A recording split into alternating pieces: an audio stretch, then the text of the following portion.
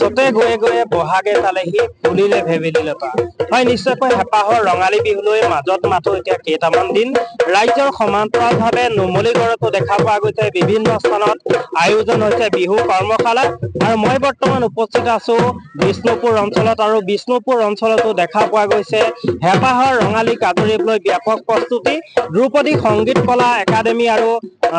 বিষ্ণুপুৰ যুৱ সংঘৰ সৌজন্যত আয়োজন হৈছে ইয়াত 7 দিনীয়াকৈ ঢোল বাদন কৰ্মশালাৰ লগতে বিহু নাচৰ কৰ্মশালা মই সমগ্ৰ পৰিৱেশ মোৰ কেমেৰা সতীৰ্থক দেখুৱাবলৈ অনুৰোধ কৰিম কিদৰে আচলতে হেঁপাহৰ ৰঙালীক লৈ এনেদৰে তেওঁলোক ব্যস্ত হৈ পৰা দেখিবলৈ পোৱা গৈছে প্ৰায় 100 গৰাকীৰো অধিক কণমানি নাচনীক লৈ তেওঁলোকে 7 দিনীয়াকৈ এই কৰ্মশালাৰ আয়োজন কৰিছে অভিজ্ঞতা সম্পন্ন কেইবাগৰাকীৰ প্ৰশিক্ষকৰ দ্বাৰা ইয়াত এনেদৰে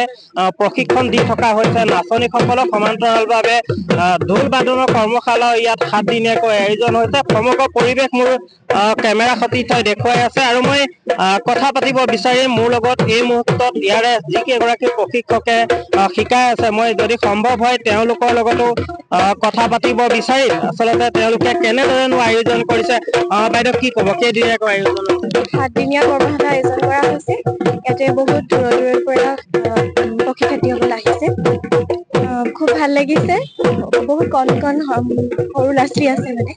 তেওঁলোকৰ বিহুৰ প্ৰতি থকা আগ্ৰহ দেখি বহুত আনন্দ লাগিছে হয় নিশ্চয়কৈ কণ শিশুসকলক লৈ এনেদৰে তেওঁলোকৰ যি পৰম্পৰাগত আমাৰ বিহু নৃত্য সেই বিহু নৃত্য শিকাই আছে আৰু বিভিন্ন স্থানৰ পৰা ইয়ালৈ সমগ্ৰ অঞ্চলটোৰ নুমলীগড়ৰ বিভিন্ন প্ৰান্তৰ পৰা কণ ছাত্ৰ ছাত্ৰীসকল আহিছে আহি তেওঁলোকে এনেদৰে এই বিহু নাচৰ কৰ্মশালাত অংশগ্ৰহণ কৰা দেখিবলৈ পোৱা গৈছে যিহেতু বিহুলৈ মাজত মাথো কেইটামান দিন মোৰ লগত আৰু এগৰাকী প্ৰশিক্ষক আছে মই পোনে জানিব বিচাৰিম আপোনাৰ মুখত যদি এটি আচলতে যোজনা শুনো হয় নমস্কাৰ বিহুতি নামেৰে তিনিটি আখৰে ঐ কোনে লিখি গলে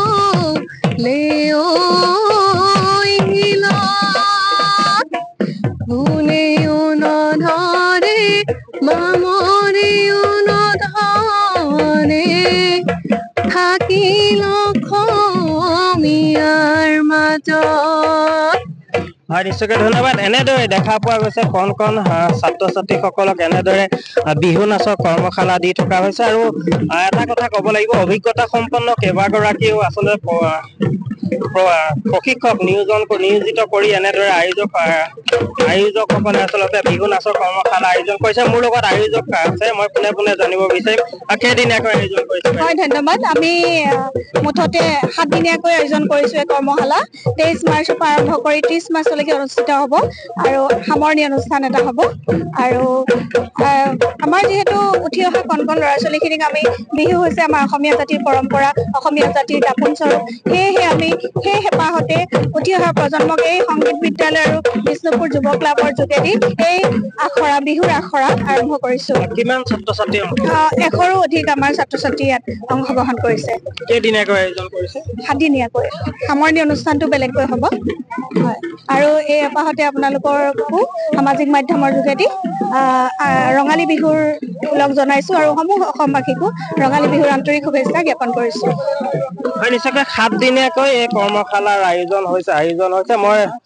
এটা কথা ক'ব লাগিব যিহেতু হেঁপাহৰ ৰঙালীলৈ মাজত মাথো কেইটামান দিন এতিয়া ৰাজ্যৰ সমান্তৰালভাৱে নুমলীগড়ৰ ভিন্ন প্ৰান্তত দেখা পোৱা গৈছে বিহুৰ কৰ্মশালা আয়োজন কৰিছে